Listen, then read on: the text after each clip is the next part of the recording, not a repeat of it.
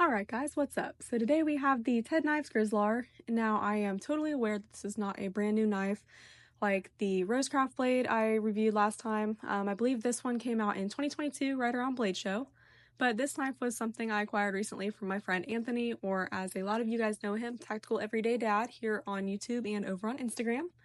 You guys will learn I like to give you guys a little background story of how I came across companies and or people in the knife world. And I met Anthony on Instagram a couple years ago after we bonded over our love of River's Edge Cutlery here in Ohio, up in the Columbus area. And then ever since then, he's been really quick to give me advice on anything I need that's knife related. He's got a really awesome channel. He has a really awesome family, so check him out if you have not. Anyway, after doing the YouTube and Instagram thing for a while, Anthony decided he wanted to design his own line of knives, and he called them T.E.D knives. T.E.D, of course, standing for Tactical Everyday Dad, which is his brand name. Now, this knife was kind of sort of one of the models he came out with. It is called the Grizzlar. The only reason I say kind of sort of is because the one that I have is a mixture of a couple of the models.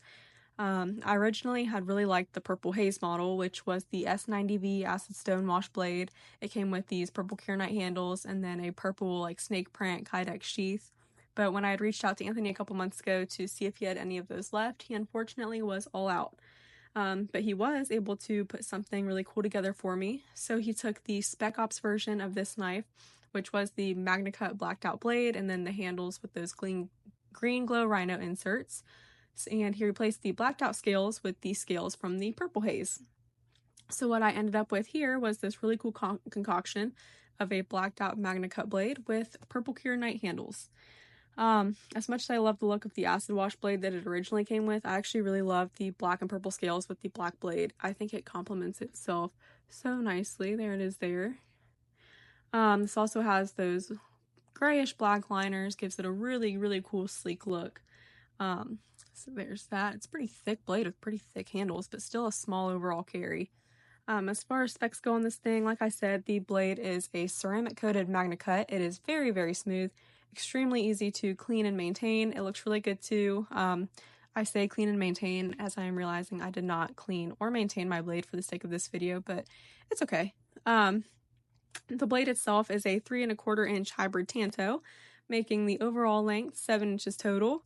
And then depending on what model you have, the Grizzlar will weigh somewhere between 4.1 to 4.5 ounces alone. And then with the sheath, it'll weigh about 5.5 ounces, give or take, depending on which model. You are going to be getting this Kydex sheath with the knife. The sheath will come with 2 soft straps for carrying purposes. Now, the sheath that I got is another product of something Anthony did to really cater to my needs.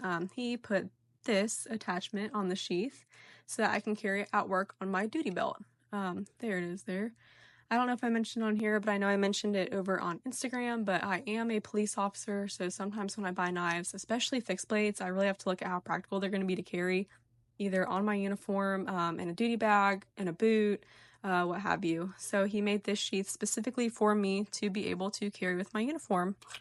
And it does have that black sheath that originally comes with the Spec Ops, not the purple sheath that originally comes with the Purple Haze. So it does blend into my uniform quite a bit better than a purple snake print sheath would, as cool as that would be. This does, like I said, come with a soft strap, so if I wanted to change it back, I absolutely could, but for the sake of work, I do keep that attachment on the back of my sheath. And then he also did send me the original Spec Ops handles there with those glow rhino inserts. I cannot say that today. They are the frac pattern G10 handles. There they are up against the blades. That actually is a really cool look too. At some point, I may or may not switch those over for work, but I just love the purple. I love anything purple. I'm still a girl, you know. For my final thoughts, things that are coming to mind that I forgot to touch on earlier, this blade does have double jimping. That was an extremely wise move on Anthony's part. I have seriously small hands. I hope you can see that there. I have seriously small hands, but I can get up there with absolutely no problem. It is not overly aggressive, nothing that's going to hurt you, but nothing that is going to slip out of your hand when you're trying to do pull cuts or slices or what have you. I feel like companies don't do that enough on fixed blades, and I think that's something they should really look into, because if you are going to use a knife like a knife, and not care so much about like aesthetics or how pretty it is, that double jimping, it really is like an extra factor, and it is just so freaking helpful. It has a little sharpening choil there, and then it has a pretty low-key indent for bigger or smaller hands. I have really small hands. My hands fit in it great. The men in my lives have held this as well, and works just fine for their bigger hands as well. You do have a pretty significant lanyard hole there. I don't know if you can see that. There it is. Pretty big size. You could really get any lanyard through that. As you can see with my knife, these things are pretty customizable. If you have more than one model, you can very easily mix or match the components to make it look however you see fit. They are police approved, they are outdoorsman approved, and they are EDC approved if you feel like I'm qualified to speak on behalf of all those things. If you don't, then, just do with it what you will. These knives are about the only good thing to ever come out of the state of California, which is where they were manufactured. Although, unfortunately, they were designed in the Wolverine state instead of the Buckeye state. They were designed from my neighbor to the north up in Detroit. But, they are USA designed and produced, so I will overlook that. They come in at the lowest, I think, around $295, and the highest being, I think, $375, which would be that Spec Ops model that I have half of in front of you right now. With those specs and that sheath and those soft straps minus that attachment.